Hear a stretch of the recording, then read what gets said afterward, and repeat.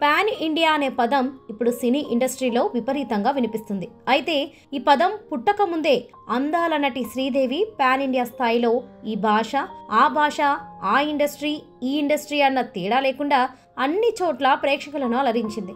అలా అప్పటి ప్రేక్షకుల అందాల దేవతగా అందరి హృదయాల్లో శ్రీదేవి గారు నిలిచిపోయారు. ఎన్నెన్నో ఘన విజయాలు సొంతం చేసుకున్నారు. తెలుగులో ఎన్టీఆర్, ఏఎన్ఆర్ నుంచి చిరంజీవి, నాగార్జున తరం వరకు, తమిళంలో ఎంజీఆర్, జమినీ గణేశన్ నుంచి రజనీకాంత్, కమల్ హాసన్ తరం వరకు, హిందీలో అమితాబ్ బచ్చన్ నుండి ఈ తరం హీరోయిన్ అయిన అనిల్ కపూర్, షారుఖ్ ఖాన్ వరకు అందరి అగ్ర హీరోలతో శ్రీదేవి గారు ఆడి పాడారు.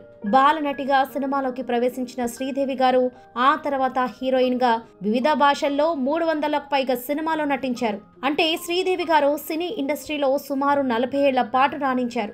ఆ తర్వాత బాలీవుడ్ ప్రొడ్యూసర్ అయిన బోనీ కపూర్ ను వివాహం చేసుకుని 2 కూతుళ్లకు తల్లయ్యారు. ఇక వివాహం అనంతరం శ్రీదేవి గారు సినిమాలకు గుడ్ బై చెప్పేశారు. ఆ తర్వాత శ్రీదేవి గారు ఇంగ్లీష్ చిత్రంలో సెకండ్ ఇన్నింగ్స్ లో రీ ఎంట్రీ ఇచ్చారు. సంతోషంగా ఉన్న తన జీవితంలో ఒకరోజు దుబాయ్లో పెళ్లికి వెళ్లి అనుకోకుండా చనిపోయారు. ఆమె మరణంపై ఎన్నో రకాల రూమర్స్ పుట్టుకొచ్చినా అక్కడి పోలీసులు మాత్రం ఆమె బాత్టబ్లో ప్రమాదవశాత్తు చనిపోయినట్లుగా సర్టిఫికెట్ ఇచ్చేశారు. అలా శ్రీదేవి గారు బోనీ కపూర్ని అన్నా అని పిలిచి రాఖీ కట్టి అతనితో పెళ్లికి ముందే ప్రెగ్నెంట్ ఎందుకయింది? బోనీ కపూర్ శ్రీదేవిని ఇన్సూరెన్స్ డబ్బుల కోసమే హతమార్చారా? శ్రీదేవి దగ్గర డబ్బులు లేకపోవడంతోనే బోనీ కపూర్కి రెండో భార్యగా వెళ్ళిందా? శ్రీదేవి గారు అసలు అనుమానాస్పదంగా మరణించడానికి గల కారణాలేంటి అనే నమ్మలేని నిజాలు ఈ వీడియోలో తెలుసుకుందాం. మీరు మాత్రం ఈ వీడియోని పూర్తిగా చూడండి. శ్రీ అమ్మ అయ్యంగార్ అయ్యప్పన్ అలియా శ్రీదేవి 1963 ఆగస్టు 13న తమిళనాడులోని చెన్నైలో జన్మించారు. తండ్రి అయ్యప్పన్, తల్లి రాజేశ్వరి. శ్రీదేవి తల్లిగారు రాజేశ్వరికి చిన్నప్పటి నుండే నటి అవ్వాలని మద్రాసు వచ్చి ఛాన్సుల కోసం ట్రై చేస్తూ ఉండేవారు. అలా ట్రై చేస్తున్నప్పుడే సినిమాలలో చిన్న పాత్రలు చేసే రంగారావు అనే చిన్న స్థాయి నటుడితో ప్రేమలో పడారు. దీంతో ఇంట్లో రాజేశ్వరికి ఎంత నచ్చ చెప్పినా వినకుండా ఇంట్లో నుండి పారిపోయి రంగారావు గారిని పెళ్లి చేసుకున్నారు. వీరిద్దరికి సూర్యకళ అనే కూతురు కూడా జన్మించింది. కూతురు జన్మించిన కొన్ని రోజులకే రంగారావు గారు హఠాత్తుగా అదృశ్యమయ్యారు. దీంతో రాజేశ్వరి గారు రంగారావు గారి చేతిలో మోసపోయానని గ్రహించారు. ఆ తర్వాత రాజేశ్వరి సినిమాలో చిన్న పాత్రలు వేస్తున్నప్పుడే శివకాశికి చెందిన అయ్యప్పన్తో పరిచయం ఏర్పడింది. ఆ పరిచయం ప్రేమగా మారి ఇద్దరు పెళ్లి చేసుకోవాలని అనుకున్నారు. ఆ తర్వాత మొదటి భర్తకు పుట్టిన సూర్యకళను రాజేశ్వరి తన అమ్మా నాన్న దగ్గర వదిలేసి ఆ తర్వాత అయ్యప్పన్ని పెళ్లి చేసుకోవడం జరిగింది. కానీ అప్పటికే అయ్యప్పన్కు పెళ్ళై ఒక కుమార్తె, ఒక కుమారుడు కూడా ఉన్నారు. అయ్యప్పన్ తన మొదటి భార్యను ఒప్పించి రాజేశ్వరిని రెండో పెళ్లి చేసుకున్నారని చెప్పొచ్చు. ఆ తర్వాత రాజేశ్వరి అయ్యప్పన్కి 2 కుమార్తెలు జన్మించారు. ఒకరు శ్రీదేవి, మరొకరు శ్రీలీల. రాజేశ్వరి తన సాధించలేనిది తన కూతురి ద్వారా సినిమాలో సాధించాలని అనుకున్నారు.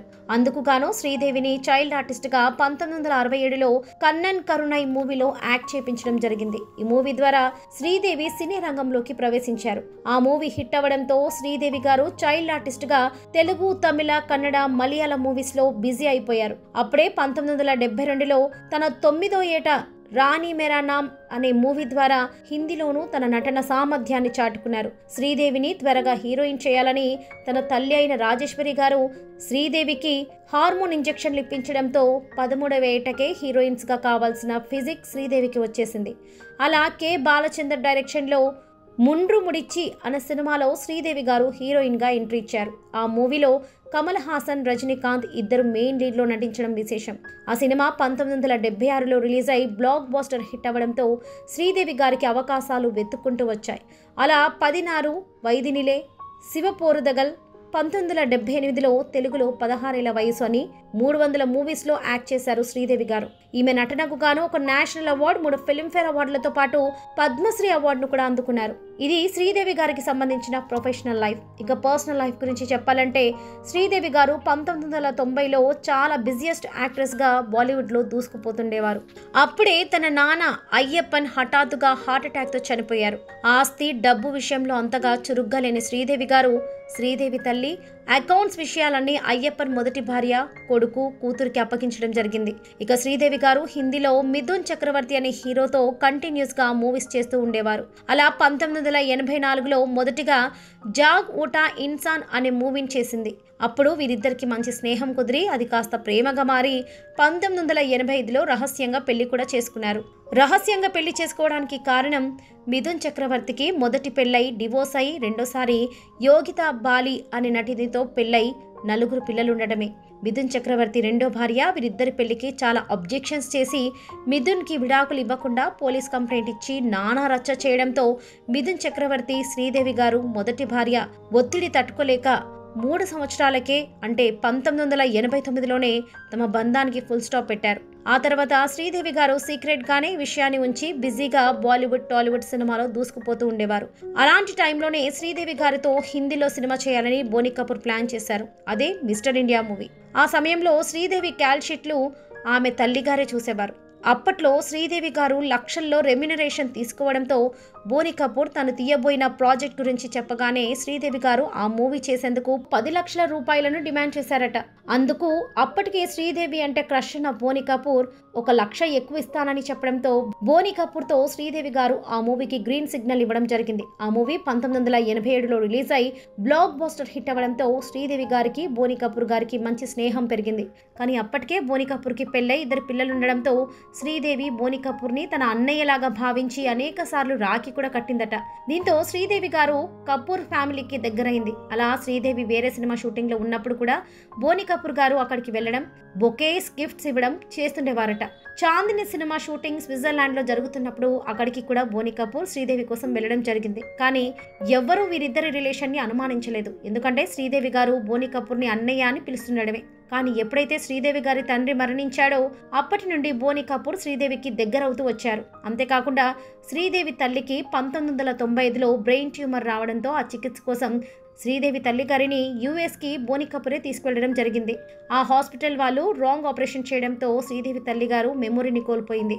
ఆ హాస్పిటల్ వాళ్ళు చేసిన మిస్టేక్ గాను ఒక బల్క్ అమౌంట్ను కంపెన్షన్గా ఇవ్వడం జరిగింది. ఆ సమయంలోనే శ్రీదేవికి బోనీ కపూర్ అండగా ఉండడంతో శ్రీదేవి గారికి బోనీ కపూర్ మీద కాస్త ప్రేమ చిగురించిందని చెప్పవచ్చు.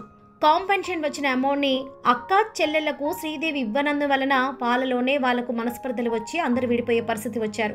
అంతేకాకుండా శ్రీదేవి తండ్రి ఫ్యూచర్లో ఇన్కమ్ ట్యాక్స్ ప్రాబ్లమ్స్ రాకూడదని శ్రీదేవి గారికి సంబంధించిన ఆస్తులన్నీ కూతుర్లు కొడుకుల పేరు మీద బినామీగా రాయడం జరిగింది. కానీ ఇదే సందర్భాన్ని ఆసరాగా తీసుకున్న శ్రీదేవి అన్నలు, అక్క చెల్లెళ్ళు, బంధువులు శ్రీదేవిని మోసం చేసి ఆ ఆస్తులని తామే పెట్టుకోవడంతో శ్రీదేవి అన్ని సంవత్సరాలు కష్టపడి సంపాదించినదంతా నమ్మిన వాళ్ళ వల్లే పోగొట్టుకోవాల్సి వచ్చింది.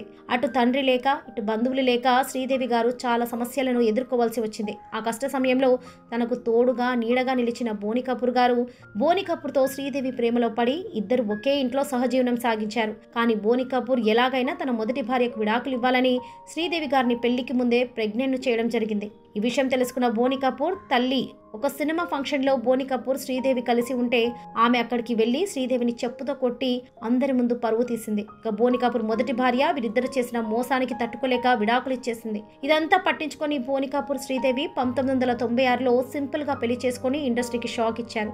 అలా 1997లో జాహ్నవి కపూర్కి 2000 సంవత్సరంలో ఖుషి అనే అమ్మాయికి శ్రీదేవి జన్మనిచ్చింది. పెళ్లి తర్వాత శ్రీదేవి గారు సినిమాలకు పూర్తిగా గుడ్ బై చెప్పేశారు. ఆ తర్వాత తన భర్త పిల్లలతో జీవితాన్ని సంతోషంగా గడుపుతూ ఉండేవారు శ్రీదేవి గారు. అప్పుడే 2012లో బోనీ కపూర్ మొదటి భార్య క్యాన్సర్తో మరణించారు. ఎప్పుడూ శ్రీదేవితోనే ఉంటున్న బోనీ కపూర్ ఫస్ట్ వైఫ్ ని అంతగా పట్టించుకోలేదు. అప్పటి నుంచి శ్రీదేవికి బోనీ కపూర్ ఫ్యామిలీ శత్రువులాగా మారింది.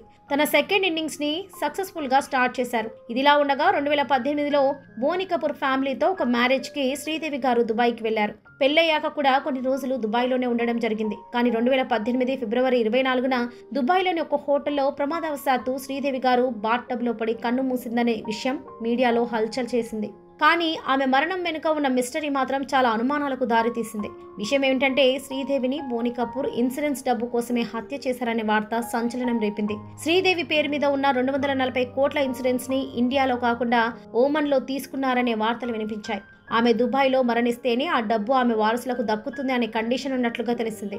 అయితే ఈ విషయంలోనూ పలు సందేహాలు వ్యక్తమవుతున్నాయి. అందులో మొదటిది, ఓ వ్యక్తి పేరిట 240 కోట్లకు ఇన్సూరెన్స్ ఇస్తారా అన్నది ఫస్ట్ డౌట్. బీమా తీసుకున్న వ్యక్తి దుబాయ్లో మరణిస్తేనే ఆ సొమ్ము వారి వారసులకు ఇస్తారనేది సెకండ్ డౌట్. నిజానికి ఇలాంటి నిబంధనలు ఏ జీవిత బీమా సంస్థల్లోనూ ఉండవని బీమా సంస్థ వెల్లడించింది. మరోవైపు దావూద్ కి దుబాయ్కి అడ్డా కాబట్టి శ్రీదేవి గారి మరణంలో అతని పాత్ర కూడా ఉంది అనేది మరో వాదన. కానీ దావూద్ ఆరోగ్య విషయం విషయంలో చాలా ప్రాబ్లమ్స్ని ఫేస్ చేస్తున్నాడు కాబట్టి తన పేరుని శ్రీదేవి విషయంలో ప్రభావితం చేయడానికి ఇది తన సహచరులు చేస్తున్నారని ఏసీపీ వేదభూషణ్ చెప్పుకొచ్చారు. అసలు శ్రీదేవి గారు హఠాత్ మరణానికి కారణం ఆమె బరువును కంట్రోల్లో ఉంచడానికి హైడ్రాక్సైడ్ అనే టాబ్లెట్స్ తీసుకునేది. ఈ టాబ్లెట్స్ వల్ల ఆకలి చచ్చిపోయి మెటబాలిక్ రేట్ పెరగడం వల్ల హార్ట్ ప్రెషర్ పెరుగుతుంది. ఫలితంగా బలమైన గుండెపోటు వస్తుంది. దీంతో ఎప్పుడు చనిపోతామో తెలియక భయంతో బతుకుని ఈడ్చాల్సి ఉంటుంది. అంతేకాకుండా ఈమె చేసుకున్న nose surgery, lip surgery, face surgery బెడిసి కొట్టడంతో శ్రీదేవి గారికి బీపీ చాలా చిన్న వయసుకే వచ్చిందని చెప్పవచ్చు. అంతేకాకుండా షూటింగ్ జరిగేటప్పుడు కళ్ళు తిరిగి పడ్డ సందర్భాలు చాలా ఉన్నాయి. శ్రీదేవి గారితో చాల్ బజ్ తెరకెక్కించిన డైరెక్టర్ పంకజ్ చెప్పుకొచ్చారు. అంతేకాకుండా మరోవైపు హీరో నాగార్జున కూడా శ్రీదేవి తనతో ఒకసారి షూటింగ్ జరిగేటప్పుడు బాత్రూంలో పడిపోయిందనే సందర్భాన్ని చెప్పుకొచ్చారు. అలాగే మీడియాతో మాట్లాడుతూ శ్రీదేవి గారు కజిన్ అయిన మహేశ్వరి, శ్రీదేవి భర్త బోని కపూర్ ముగ్గురు కలిసి వాకింగ్ చేస్తున్నప్పుడు కూడా శ్రీదేవి గారు సడన్గా కుప్పకూలిన సందర్భాలు ఉన్నాయని, అప్పుడు డాక్టర్స్కు చూపించినా ప్రయోజనం లేకపోయిందని మహేశ్వరి మీడియాకు తెలిపారు. ఇదంతా చూస్తుంటే శ్రీదేవి గారు బాత్రూంలోకి వెళ్ళినప్పుడే లో బీపీతో కళ్ళు తిరిగి బాత్ టబ్లో పడినందువల్లనే ప్రాణాలు కోల్పోయిందని చెప్పవచ్చు. ఇది ఫ్రెండ్స్ శ్రీదేవి గారి గురించి కొన్ని నమ్మలేని నిజాలు. ఈ వీడియో మీద మీ అభిప్రాయాన్ని కామెంట్ సెక్షన్లో తప్పకుండా తెలియజేయండి.